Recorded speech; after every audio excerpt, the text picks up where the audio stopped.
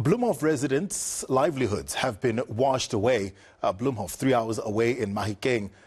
The future plans for the province and local municipalities are being discussed today. Pule Letshwiti-Jones is in the northwest capital to reflect on the Premier's plans for the ailing province. He's also seeking a more detailed update on the flood situation and budget plans for affected areas like Bloemhof.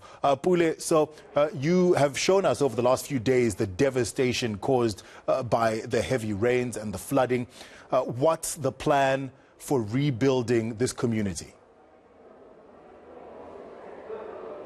Well, Tafuma, just 2 days ago, we had covered extensively the kind of damage that was caused by the heavy rainfall and floods in Bloemhof in the northwest. We've moved now to Mahikeng. It's about 3 hours from that area where we know the South African Local Government Association Conference, SAGA Conference, is taking place to speak about how they can implement policies and strategies to bring the northwest back into its knees in terms of economical activities and ensuring that there's proper service delivery. Now, one would know that this is a province that has also been hit hard by various challenges, including corruption and, of course, including poor service delivery, which has halted the province's progress going forward. But we also understand, we had spoken to the MEC, it's just a pity that she had to go back inside.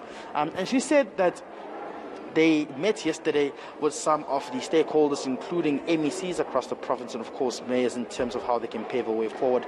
We understand that this may cost close to over 300 million to try and get the province back on its knees again amid the floods that, of course, damage. In Bloemhof alone, we're talking about 200 million. Quite a big budget that's needed there to actually activate the services and, of course, ensure that some of these municipalities can get up and running again. About 705 households have been affected, with over 17 municipalities that have been badly hit by this disaster.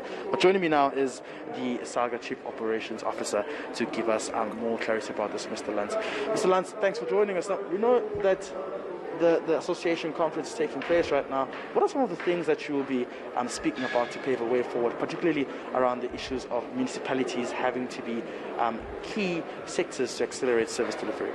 Well, good morning, indeed, and thank you very much for the opportunity. As you have indicated, we are a representative voice of municipalities, and we have just emerged from an election that elected new leadership across all municipalities, and this is an opportunity for the association to interact with this newly elected leadership and reflect on the last 5 years and set the tone of what we should be doing and focusing on over the next 5 years. So the question that you're posing on what are the things we would want to focus on, the starting point is really around leadership, is having capable leadership to drive municipalities in executing their mandate over the next 5 years. The second important conversation that has unfolded yesterday and continues this morning is looking at municipal financial sustainability. How do we ensure that the finances of a municipality are appropriately managed? Secondly, how municipalities themselves ensure that they collect revenue that is due to them, and ultimately ensure that through the delivery of services, they execute their mandate. So on the service delivery part, which was a big focus yesterday, there is certainly an indication that we would want to go back to the basics. I mean, the essence of local government, the essence of municipalities is the delivery of basic services, and that has been an area that has been elected over the past few years, and it's certainly something that municipal delegates are saying should be our focus over the next 5 years. Let me just come in there. The leadership comes at a time whereby the province is actually being hit by a disaster of floods. Is this something you'll be looking at as well to ensure that maybe there's a budget allocated to actually strive for service delivery and those that are affected, especially locals, are helped immediately? Well, certainly. I mean, one of the things you would have picked up is that when a disaster strikes, it's in a municipal area. There's no provincial area, there's no national area. It's in a municipal area.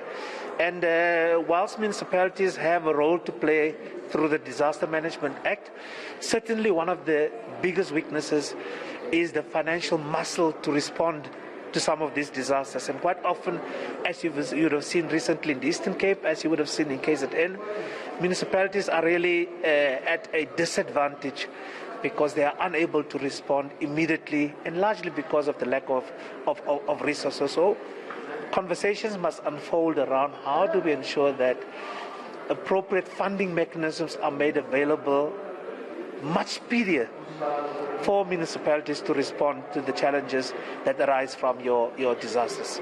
Lance, thank you very much. It's a pleasure. The Chief Operating Officer for SALGA there, Mr. Lance, giving us an update on what will be going on throughout the whole conference, particularly around the issue of much more resources needed to fight such disasters. Tafuma, unfortunately, I don't have more time, but I have to get back to you. Pule, thank you so much. We appreciate it. Pule Letshwiti-Jones in Mahikeng in the northwest.